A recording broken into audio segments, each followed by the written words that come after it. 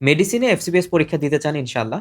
কিন্তু আপনি এখনো বুঝতে পারছেন না যে আপনি কিভাবে পড়াশোনা করলে আপনার জন্য প্রিপারেশনটা আরো বেশি সহজ হবে এবং কোন টেকনিকগুলো অবলম্বন করলে আপনি একটু কম পরিশ্রম করে বেশি আউটপুট পাবেন। কারণ যারা বুদ্ধিমান তারা আসলে হার্ড ওয়ার্কে বিশ্বাস করে না, তারা স্মার্ট ওয়ার্কে বিশ্বাস করে। বর্তমান দুনিয়াতে আমাদের সময় এত কম এবং আমাদের ডিস্ট্রাকশন এত বেশি। সো আমরা যদি স্মার্ট ওয়ার্ক না করি তাহলে আমরা আমাদের কাঙ্ক্ষিত রেজাল্ট আসলে পাবো না।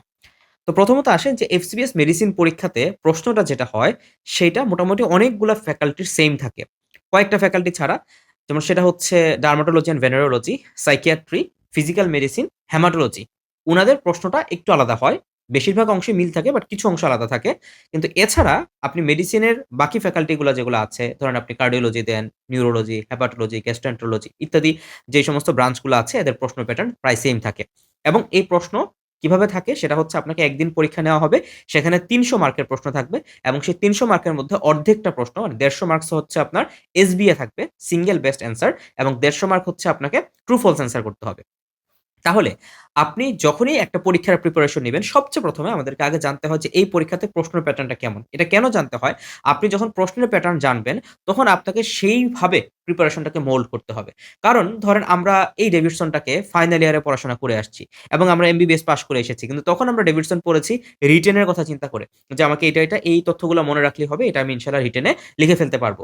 সো রিটেন এবং হচ্ছে এই আমাদের পরীক্ষাগুলা এসবিএ, ট্রু ফলস এগুলোর মধ্যে যে সূক্ষ্ম পার্থক্যটা থাকে সেটা হচ্ছে যে এখানে খুবই পিন পয়েন্ট জিনিসপত্র জানতে চাওয়া হয়। যেমন এসবিএ প্রশ্নগুলো যখন আপনি এনালাইসিস করবেন, আলহামদুলিল্লাহ আমি বেশ অনেক বছর ধরে এসবিএ প্রশ্নগুলোকে এনালাইসিস করছি যেহেতু আমি ডেভিডসন ব্যাচ পড়িয়ে থাকি। তো এসবিএ প্রশ্নগুলোকে এনালাইসিস করলে দেখা যায় এই এসবিএ গুলা কয়েকটা প্যাটার্ন হয়ে থাকে। যেমন ধরেন আপনাকে একটা ক্লিনিক্যাল সিনারিও দেওয়া হবে, সেখান থেকে ডায়াগনোসিস জানতে চাবে। অথবা একটা ডায়াগনোসিস দেওয়া হচ্ছে বা ডায়াগনোসিস এর মতো কিছু ক্লু দেওয়া হলো, সেখান থেকে আপনি কোন ইনভেস্টিগেশনটা করবেন। এই পেশেন্টের সাপেক্ষে কোনটা করবেন। কোনটা সবচেয়ে বেশি কমন, কোনটা থেকে আপনি বেস্ট রেজাল্টটা পাবেন। এইভাবে আপনাকে একদম স্পেসিফাই করে প্রশ্নগুলা দেওয়া হবে। অথবা আপনাকে বিভিন্ন ক্লিনিক্যাল ফিচার থেকে প্রশ্ন করা হবে। কোন ক্লিনিক্যাল ফিচারটা এই রোগীর সাথে প্যাথোগনমিক, অথবা কোন ম্যানেজমেন্টটা এই রোগীর ক্ষেত্রে আমরা দিয়ে থাকি। সাধারণত পার্ট 1 পরীক্ষায় ম্যানেজমেন্ট থেকে তুলনামূলক একটু কম প্রশ্ন আসে। কিন্তু বেশিরভাগ প্রশ্ন যেটা আসবে সেটা হচ্ছে ফিজিওলজির অংশ থেকে, ইনভেস্টিগেশন এর অংশ থেকে, ক্লিনিক্যাল ফিচারের অংশ থেকে এবং ডায়াগনোসিস করার অংশ থেকে। সো আপনি যখন এইভাবে জানবেন তখন কিন্তু আপনাকে পার্ট 1 এর প্রিপারেশন নেওয়াটা ইনশাআল্লাহ সহজ হয়ে যাবে। এবং ২ নম্বরে যেটা সেটা হচ্ছে ট্রু ফলস। ট্রু ফলস এর ক্ষেত্রে যে জিনিসটা হয় যে কমন যেই লাইনগুলো আছে বা যেই লাইনগুলো আমাদের জন্য গুরুত্বপূর্ণ পরীক্ষায়, সে দেখবেন যে সেই লাইনগুলোতে এরকম কিছু ক্লু থাকে যেটাকে খুব সহজে ফ্লিপ করে দেওয়া যায়। মানে পজিটিভ বা নেগেটিভ কথাতে পরিবর্তন করা যায়। এরকম লাইনগুলো থেকে প্রশ্ন আসে। এবং এইখানেও স্যাররা প্রায়োরিটি দেয়। আগে যে কথাগুলো বলেছি সেই লাইনগুলোর মধ্যেই প্রায়োরিটি দেয়। হয়তোবা একটা ডিজিজের প্যাথোফিজিওলজি, ইনভেস্টিগেশনস, ক্লিনিক্যাল ফিচার এখানে একটু প্রায়োরিটি দেওয়া হয়। আপনি যদি ডেভিডসনটা খেয়াল করেন, আমি এই যে আমাদের সামনে এখন ডেভিডসন দেখতে পাবেন। সো এখন এই যে নেফ্রোলজি, নিউরোলজি চ্যাপ্টার আমরা আগে যেভাবে কাজ করতাম সেটা হচ্ছে আমরা কি করতাম? আমরা একটা চ্যাপ্টার খুলতাম, খুলে আমরা ডিজিজ পড়া শুরু করতাম অথবা আমরা ইনভেস্টিগেশন বা অন্যান্য জিনিসগুলো পড়তাম। কিন্তু যখন আপনি এফসিপিএস পরীক্ষার জন্য ডেভিডসনকে গোছাতে যাবেন, একদম আপনাকে ক্লিনিক্যাল এক্সামিনেশন থেকে শুরু করতে হবে। কারণ আপনাকে দেখতে হবে এই ক্লিনিক্যাল এক্সামিনেশন এর কোন জিনিসগুলাকে স্যাররা বেশি গুরুত্ব দিচ্ছে। যেমন ধরেন এইখানে একটা স্টার মার্কস দেওয়া আছে, ঠিক আছে? তাহলে দেখেন এই যে স্টার মার্ক এবং লেখা আছে যে স্টার মার্ক গুলা ক্রনিক কিডনি ডিজিজ এর feature, advanced chronic kidney disease এর ফিচার। পরীক্ষাতে প্রশ্ন আপনাকে এই সমস্ত জায়গা থেকে দিবে যে অ্যাডভান্সড ক্রনিক কিডনি ডিজিজ এর ফিচার গুলা কি? কারণ আপনি এখানে সবগুলা পড়বেন, আপনি সবকিছু জানেন। কিন্তু দেখেন এই সমস্ত জায়গাতে ১ টা, ২ টা, ৩ টা, ৪ টা স্টার দেওয়া আছে। তাহলে এইটা হবে আপনার একটা টেকনিক। আপনাকে স্যারের মাইন্ড রিড করতে হবে। কারণ এই জায়গাতে এই পৃষ্ঠা থেকে যদি প্রশ্ন করতে হয়, আমি কোন জায়গা থেকে প্রশ্ন করতে পারি। এরপরে যখন আপনি আরো নিচে যাবেন, এখানে আরো কিছু পাবেন এবং বিশেষ করে এই যে অ্যানাটমি, ফিজিওলজি এই সমস্ত জায়গাগুলা থেকে খুব বেশি প্রশ্ন আসে। এবং এই পড়াগুলাকে মনে রাখার জন্য যে একটা টেকনিক সেটা হচ্ছে যখন আপনি একটা প্যারা পড়লেন, এই প্যারাতে কি সামারি করেছেন সেটা আপনি পাশে লিখে রাখবেন। এই প্যারাতে আপনি কি পড়লেন সেটা পাশে সামারি লিখে রাখবেন। কেন? এইটা আপনাকে পরীক্ষার আগে রিভিশন দিতে হেল্প করে। সো আমরা যখন ডেভিডসনটা পড়ি, আমাদেরকে মূলত এফসিপিএস পার্ট 1 এর ক্ষেত্রে ডেভিডসনটাকে ভালো করে পড়তে হয়। ডেভিডসন থেকে মেজরিটি প্রশ্ন আসে। সবার একটা প্রশ্ন থাকে যে ভাই আসলে ডেভিডসন কিভাবে পড়বো? কারণ আপনার মূল প্রশ্ন যেহেতু ডেভিডসন থেকে আসছে, ডেভিডসনটাকে আগাগোড়া যদি আপনি না পড়েন, আপনি কিন্তু পরীক্ষার জন্য ভালো রেজাল্ট করতে পারবেন না। সো ডেভিডসন পড়ার যে সিস্টেমটা সেটা আমরা বলি বা আমরা যেটাকে ফলো করি সেটা হচ্ছে কি, ধরেন আপনাকে আগে পুরা কনসেপ্টটা বুঝতে হবে। কারণ আপনি যদি কোনভাবেই কনসেপ্ট না বুঝেন, আপনি কিন্তু ভাই যতই আমি আপনাকে পড়ায় দেই, আপনি পরীক্ষাতে মানে একটার সাথে আরেকটা তাল পাকায় ফেলবেন। কারণ যখন আপনি একটা টোটাল মেডিসিনের সব সিস্টেম নিয়ে আপনি পরীক্ষাতে প্রশ্ন পাবেন, তখন যে জিনিসটা হয় যে মনে হয় যে আরে এই সিম্পটমের এই সিনারিওর সাথে ওই সিম্পটমের সেই সিনারিও তো মিলে যায়। এবং তখন এই সমস্যাগুলোর সৃষ্টি হয়। দ্যাটস হোয়াই আপনাকে কি করতে হবে? আপনাকে টু দ্যা পয়েন্ট এ দেখতে হবে যে এই ক্লিনিক্যাল ফিচারটা কোনটার সাথে যায়, ওই লক্ষণটা কোনটার সাথে যায়। এবং এইভাবে পড়ার জন্য আমরা যে কাজটা করি সেটা হচ্ছে আমরা আমাদের বইগুলাকে এভাবে কালার কোড করে দেই। যে দেখেন ভাই আপনি আজকে হয়তোবা কনসেপ্ট বিল্ডিং এর জন্য পড়ছেন। আপনি যখন 2nd টাইম পড়বেন তখন আপনি কি করবেন? তথ্য মুখস্থ করার জন্য পড়বেন। আপনি যখন 3rd টাইম পড়বেন তখন কি জন্য পড়বেন? আপনার যে জিনিসগুলো ভুল গিয়েছে সেগুলো যেন মনে রাখতে পারেন। আপনি যখন পরীক্ষার আগের দিন পড়বেন তখন কি জন্য পড়বেন? যেই পরীক্ষা মানে যেই টপিকগুলো পরীক্ষার জন্য সবচেয়ে ইম্পোর্টেন্ট সেইটা মনে রাখার জন্য বা সেটা পড়ার জন্য। সো আপনার বইটাকে আপনি এভাবে গুছায় ফেলতে হবে। আপনি খালি একটা কালো কলম দিয়ে খালি দাগাইলেন, এটাতে কিন্তু আসলে কোন সমাধান আসবে না। সো আপনাকে ১ম দিন যেদিন আপনি বই মার্ক করবেন, সেদিন থেকে আপনাকে স্ট্র্যাটেজিক হইতে হবে। আমি এই লাইনগুলো পড়লাম থিওরি বোঝার জন্য। ওকে ফাইন আমি থিওরি বুঝে গেছি। এই লাইনগুলোকে আমার রিভিশন দিতে হবে। এই লাইনগুলো পরীক্ষাতে আসে, এই লাইনগুলো আমি ভুল করি। দ্যাটস হোয়াই আমাদেরকে এভাবে প্রিপারেশনটা নিতে হয়। ১ম আমরা মোটামুটি ৩ মাসের মধ্যে ডেভিডসনটাকে ভালোমতো শেষ করার চেষ্টা করব। সর্বোচ্চ ৪ মাস আপনি সময় নিতে পারবেন। সো এই ৩ থেকে ৪ মাসের মধ্যে ডেভিডসন শেষ করার পরে আপনাকে ডেভিডসনের রিভিশনে চলে যেতে হবে। এবং ডেভিডসন রিভিশনের পাশাপাশি আমাদেরকে আরো কিছু কাজ করতে হয়। একটু পরে বলছি। সো দেখেন আমি যদি বলি যেমন ধরুন বায়োকেমিস্ট্রিতে এখানে আমরা কয়েকটা কালার দিয়েছি। যেমন হচ্ছে আমরা এখানে যখন কোন একটা পিঙ্ক কালার দেই তার মানে এটা গুরুত্বপূর্ণ বেশি বা লাল কালার দিলে গুরুত্বপূর্ণ বেশি। সবুজ কালারগুলোকে আমরা মোটামুটি ইম্পোর্টেন্ট বলি। নীল কালারগুলো আমাদের কনসেপ্ট মেকিং এর জন্য হেল্প করে। এবং এর পাশাপাশি আপনাদেরকে যেই কথাটা বলেছিলাম ধরেন কিছু জিনিস আপনার জন্য খুবই গুরুত্বপূর্ণ। যেমন ধরেন এখানে আমরা এরকম স্টার দিয়ে দিয়েছি। কোনটা কত স্টার গুরুত্বপূর্ণ। পাশাপাশি এই প্রত্যেকটা জিনিসের একটা ছোট্ট করে প্যাথোফিজিওলজি যখন আপনি মনে রাখবেন, তখন আপনার এই বক্সগুলো পড়াটা কঠিন হবে না। ডেভিডসনে সবাই বলে যে, "ভাই এত বক্স কিভাবে মনে রাখবো?" বক্স মনে রাখার সহজ সিস্টেম তো এইটা। আপনি প্রত্যেকটা বক্স পড়বেন এবং বক্সের জিনিসগুলা কেন হইলো, সেটা যখন আপনি জানবেন, তখন আপনার জন্য বক্স পড়া সহজ। পাশাপাশি যেই সমস্ত জায়গাতে আপনার একটু কনফিউশন তৈরি হবে, যেমন ধরেন পলিইউরিয়ার একটা কজের মধ্যে হাইপারক্যালসিমিয়া নাকি পলিইউরিয়া করে, হাইপোক্যালেমিয়া পলিইউরিয়া করে। কোথায় পলিইউরিয়া আর কোথায় হাইপোক্যালেমিয়া, কোথায় আপনার হাইপারক্যালসিমিয়া? এই জিনিসগুলো যখন আমরা জানি না, তখনই আমাদের আটকায় যায়। কারণ পরীক্ষাতে হাইপার ক্যালসিমিয়ার জায়গায় হাইপোক্যালসিমিয়া দিয়ে দিবে এবং আপনি কনফিউজড হয়ে যাবেন। সো আমাদেরকে এভাবে পড়াশোনা করাতে হয় বা এভাবে পড়াশোনা করতে হয় যেন এটাকে আমরা সহজে মনে রাখতে পারি।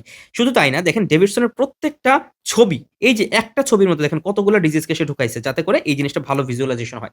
ডেভিডসন বই হিসেবে চমৎকার যদি আমরা সেটাকে ওইভাবে ইউটিলাইজ করতে পারি। এরকমভাবে আমরা যে জিনিসটা করার চেষ্টা করি যে আপনাকে ডেভিডসনের বাইরে যদি কোনো ছবি এড করা লাগে আমরা সেগুলোকে এড করে দেই। এবং এর পাশাপাশি আপনাকে এই যে ধরেন এই এখানে অনেক কিছু আছে না? এই জিনিসটাকে আমরা টোটালি এখানে সামারি করে দিচ্ছি। এভাবে প্রত্যেকটা জিনিসকে সামারি করা এবং ভিজুয়াল প্রেজেন্টেশনটাকে আরো সুন্দর করে দেওয়া। যেমন ধরেন এইখানে আমরা লিখেছি কি ১০০% অ্যান্ড ট্রু ফলস। তার মানে এই জিনিসটা আপনি কখন পড়বেন? পরীক্ষার আগের দিন পড়বেন এবং আপনি যেদিন ১ম বার পড়বেন এটাকে খুব ভালো করে মনে রাখবেন এবং এটা ট্রু ফলস এর জন্য ইম্পোর্টেন্ট। সো আপনার গাইডেন্সটা দরকার হচ্ছে এই জায়গাতেই যে যেইখানে আপনি যখন জানবেন যে এইটা পরীক্ষার জন্য বেশি গুরুত্বপূর্ণ, আপনি সবই মনে রাখবেন কিন্তু এটাকে একটু বেশি ফোকাস দিবেন। কারণ কি? দেখবেন যে আমরা যখন রাস্তায় চলাফেরা করি, আপনি ধরেন আজকে আপনি রাস্তায় চলাফেরা করলেন না? আপনার বাসার রাস্তার হাতের ডানে বামে কি দোকানে কি সাইনবোর্ডে কি লেখা ছিল আপনি খেয়াল করবেন না। বাট আমি যদি বলি যে আজকে আপনি রাস্তায় যাবেন, গিয়ে দেখবেন যে আপনার রাস্তার মধ্যে কয়টা টেস্টি ট্রিটের দোকান পড়ে। আপনি দেখবেন যে একটু পরে বেরোলে মনে হবে আরে এখানে তো টেস্টি ট্রিটের দোকান। এটা কেন? কারণ আমরা যখন একটা জিনিসকে বলে দেই, ফোকাস করে দেই, আপনার জন্য সেটা খোঁজাটা সহজ হয়। আপনার জন্য সেটা ফোকাস করাটা সহজ হয়। সো আমাদের প্ল্যান থাকে এটা যেন আপনাকে আমরা ফোকাস করায় ফেলতে পারি। কারণ আপনি যখন ফোকাস করবেন তখন আপনি এখান থেকে আর ইনশাআল্লাহ হারাবেন না। পাশাপাশি দেখেন এই যে প্রত্যেকটা জিনিস আবার আমরা দেখাচ্ছি এইভাবে আমরা এই জিনিসগুলোকে পড়ানোর চেষ্টা করি। এবং শুধু তাই না, যত ক্লিনিক্যাল ফিচারকে আমরা অন্যান্য বই এবং অন্যান্য যত রিসোর্স আপনাকে এড করা সম্ভব হয়। কারণ আপনি ডেভিডসন তো ভাই বারবার পড়বেন না। আপনি যখন একবার পড়বেন, একবারটাই আপনি এমনভাবে পড়বেন যেন আপনার এইভাবে কালার কোডিং করে যখন পড়বেন যেন বারবার ইনশাআল্লাহ মনে থাকে। শুধু এফসিপিএস না, এটা যেন আপনাকে ইনশাআল্লাহ রেসিডেন্সিতে এবং আপনি যদি এমআরসিপি দেন সেখানেও আপনাকে হেল্প করে। এইরকমভাবে আমরা জিনিসগুলোকে আলোচনা করার চেষ্টা করেছি। দেখেন এখানে আপ টু ডেট এর তথ্য এড করা হয়েছে। পাশাপাশি এখানে অন্যান্য বইয়ের তথ্য এড করা হয়েছে এবং এরপরেও যেটা করি আমরা ডেভিডসনের মধ্যে অনেক ছোট লাইন তো এইখানে ধরেন এই প্রত্যেকটা জিনিসকে মনে রাখা জরুরি। আমরা আলাদা করে একটা বক্স আপনাদেরকে এঁকে দিয়ে দেই। এবং ধরেন এইভাবে স্টার দেওয়া, বক্স দেওয়া। কারণ তাহলে যে জিনিসটা হবে ইনশাআল্লাহ আপনার যখন পড়বেন দেখবেন যে আপনি খুবই কনফিডেন্ট থাকবেন। হ্যাঁ? এবং কোন পরীক্ষাগুলো এমআরসিপির জন্য গুরুত্বপূর্ণ, কোনটা এফসিপিএস এর জন্য গুরুত্বপূর্ণ। এইভাবে করে আমাদেরকে ক্লাসগুলো নেওয়া হয়েছে, ক্লাসগুলো আলোচনা করা হয়েছে। সো আপনি আমার ব্যাচে ভর্তি হন বা না হন এটা আমার কোনো আসা যায় না আলহামদুলিল্লাহ। কিন্তু সবচেয়ে বড় কথা যেটা, আপনি ভাইয়া নিজে এরকম করে একটা বই তৈরি করেন, এরকম করে একটা নোট তৈরি করেন। তাহলে যে জিনিসটা হবে আপনার ইনশাআল্লাহ পড়াশোনার মানে স্পিডটা অনেক বাড়বে। কিন্তু আপনি যদি খুব শর্টকাট খোঁজেন যে না অমুকে খুব কম সময়ের মধ্যে শেষ করে দিচ্ছে। এভাবে করে হবে কি আপনার কনসেপ্টও তৈরি হবে না, আপনার মনেও থাকবে না এবং দিন শেষে আপনি সাফারার হবেন। কারণ আপনি মানে বই দাগায় ফেললেন, সবই করলেন কিন্তু জিনিসটা বুঝতে পারলেন না। তাহলে আসলে লাভ হইল না। ঠিক আছে? এখন আসি যে ডেভিডসন আপনি পড়লেন। ডেভিডসন পড়ার পরে আপনাকে মোটামুটি ৩ মাসের মধ্যে যখন আপনি ডেভিডসন পড়ে ফেললেন, এরপর আপনার কাজ হবে ডেভিডসনটাকে ইনটেনসিফাইড করা। যেমন ১ম একটা চ্যাপ্টার আপনি পড়েছেন ২০ দিনে, এরপর আপনি সেই চ্যাপ্টারটা পড়ার চেষ্টা করবেন ধরেন ৭ দিনে।